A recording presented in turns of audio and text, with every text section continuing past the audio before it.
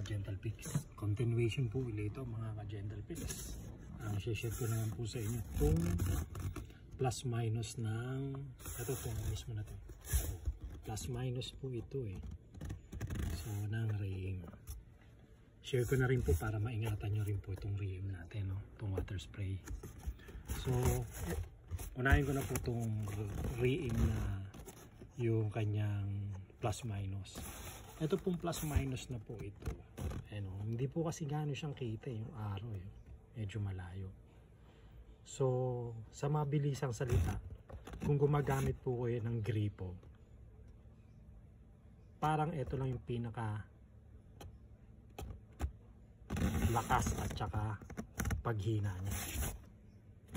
So, pagpa clockwise po, ayan o, natin, hindi ko na tinatanggal eh. Ibig sabihin palakas po ang pressure niyan. Magre-range po yan pataas. Ayan po, hanggang 40. So, yun po ang gamit ng plus minus. Ngayon, paghihinaan nyo naman po, counterclockwise ang pihit. So, yun po. So, yun ang gamit po ng plus minus na to. Kaya maganda po siya, kaya very satisfied po ako nung binili ko to eh. Hindi ko pa po siya nagamit sa ano, pero sa testing, na-test ko na po siya. Talagang malakas. Ngayon, yun po ang share ko po sa inyo. Kasi mahirap i-cover lahat ng details eh, para ma-explain po eh. Kasi hindi kayang ano sa TikTok, mag-e-edit pati na po na mag-edit. So, inisa-isa ko na lang po yung detalye para maingatan po natin. So, isa pa pong ano, i-share ko po sa inyo, paano nyo po maiingatan tong unit sa pamamagitan po ng ano, yung tong bulb na to. Kasi dito po yung hina, yung lakas, tas hina ng buga o yung pressure ng tubig. So, hanggat maaari po para sa akin po, no, kasi bumobomba po ito eh. Kung hihinaan nyo po siya, wag yung matagal po siyang gagamitin na mahina po siya. Na halimbawa ang pressure niya 10 lang. Kasi parang para sa akin lang naman po kung susundin nyo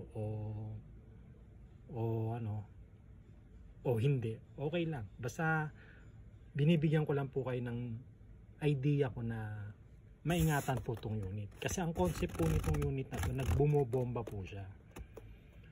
So, yung control po niya, yung bomba po niya, hindi nyo naman po ewan ko lang po kung humihina po yung motor niya pag hinihinaan din po itong valve na to.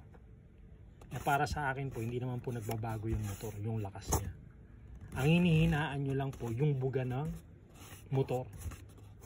So, ang ibig sabihin po, ang concept po nito, hindi nagbabago yung lakas ng motor pag hinihinaan nyo po ito. So, pag halimbawang hininaan nyo po at sarado, napepersa po yung motor natin. Kasi wala po siyang, hindi niya na ilalabas lahat ang dapat niyang ibuga. So parang nagkaklag, kumbaga sa sinisipon, magbabara.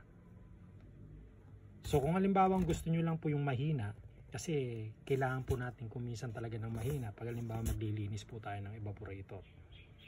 So huwag nyo gamitin ng masyadong matagal. Pero kung tatagalan nyo po ang paggamit nito, hanggat maaari, itaas nyo na po yung pressure. Para hindi po mapwersa. Kasi parang ang ulitin ko po, para pong sa isang tao na sinisipon, barado ang ilong, sasakit po yung ulo, ganito, magkakasakit siya. Hanggang mag-antibiotic na pag lumala. Ganon din po ito. Para sa akin lang po, kung susundin nyo o hindi, okay lang din po. Nag-a-advise lang po ako, kung ako po ang gumagamit nito, ganon po ang aking idea na gagawin. So, isineshare ko lang din po sa inyo. So, kung halimbawa naman, marami po kayong pambili, okay lang po sa type nyong paggamit. Pero sa akin lang, kung wala po kayo ganong pambili at para maingatan nyo po itong gamit nyo po, mas the best na yung eksaktong pressure na hindi mahihirapan siya. Ibig sabihin, hindi nyo siya mababarahan. Hindi nyo siya po marirestrict. Kaso kung minsan kailangan nyo ng restriction, yung mahinang-mahina lang para hindi masira yung ating yung bubugahan natin. Halimbawa, evaporator, manipis lang po kasi yan eh. Kaya minsan kinakabahan din ako yan pag ginagamitan ng high pressure na water kasi mabubutas din po siya masisira, nakakasira po So yun lang mga ka-Gentle Fix. Ang sineshare ko po sa inyo itong plus minus. Ang gamit po niyan yung buga po na ng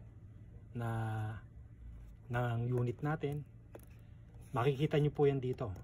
Kung gusto nyo po ang buga 10 PSI, 40 PSI, nasa sa inyo po. Yung pagbaba po ng buga, halimbawa mababa pa sa 10 PSI, counterclockwise lang po. Medyo po siya, medyo parang nagpipring.